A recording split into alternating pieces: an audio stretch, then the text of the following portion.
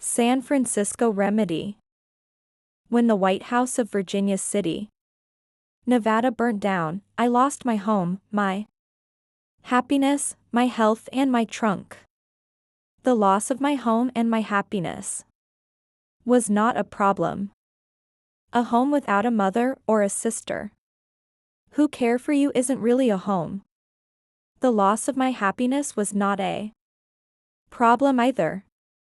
I am not a poet, and so I am usually a happy person. But the loss of my good health and of my handsome trunk was a serious problem. On the day of the fire, I caught a terrible cold.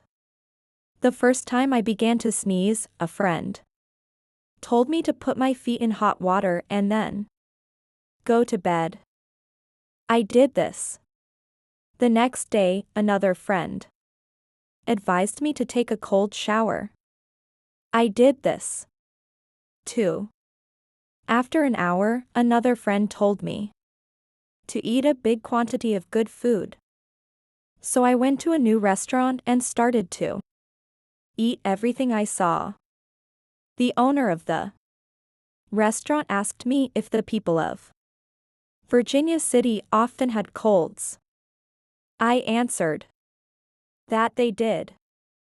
He then went outside, took down the new sign and closed the restaurant. That day I met another good friend. He told me that I must drink a bottle of warm salt water. This was the only remedy to cure a cold. I tried it and the result was surprising. I threw up everything I had in my stomach. I will never drink warm salt water again. And I will never advise anyone to do so.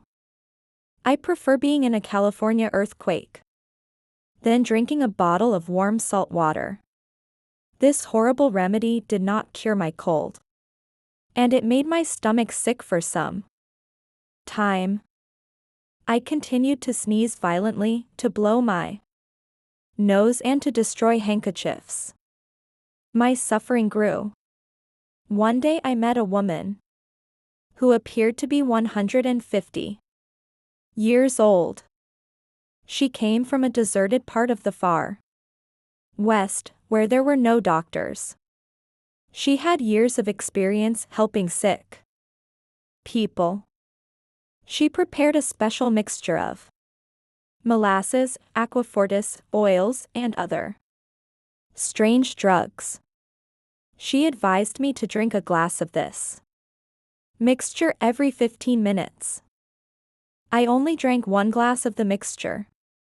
It was enough to make me crazy. I became extremely mean and dangerous. My mind was full of wild thoughts. My behavior was horrible. I was proud of being bad.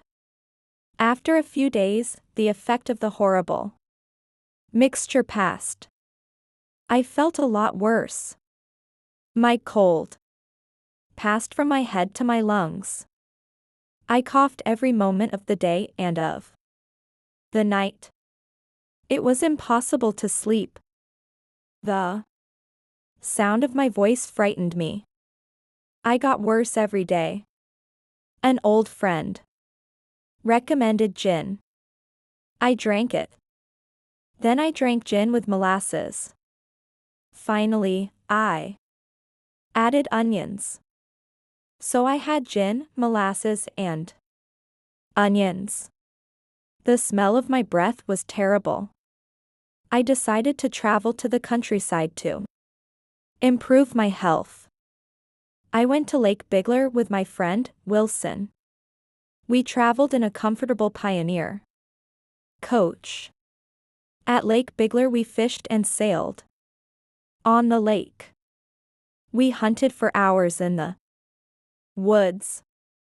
In the evening we danced. I enjoyed myself greatly. But my illness got worse. A tourist at Lake Bigler recommended a cold sheet bath. I never refused a remedy. At midnight, when it was very cold, I undressed completely.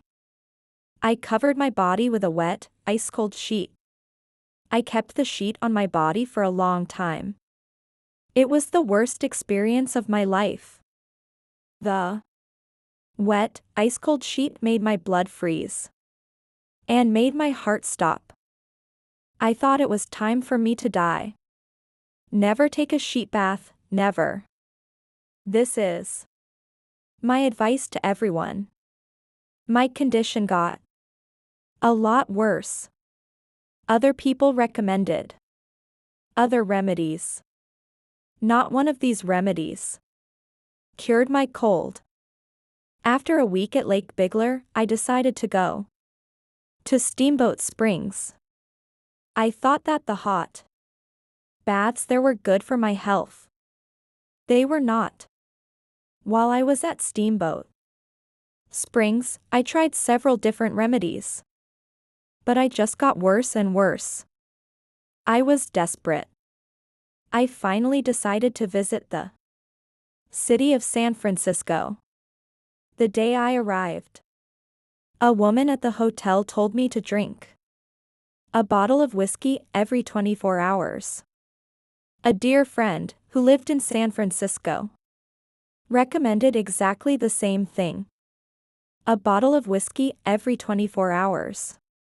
That's 2 bottles of whiskey. Well, I am happy to say that this San Francisco remedy finally cured my cold.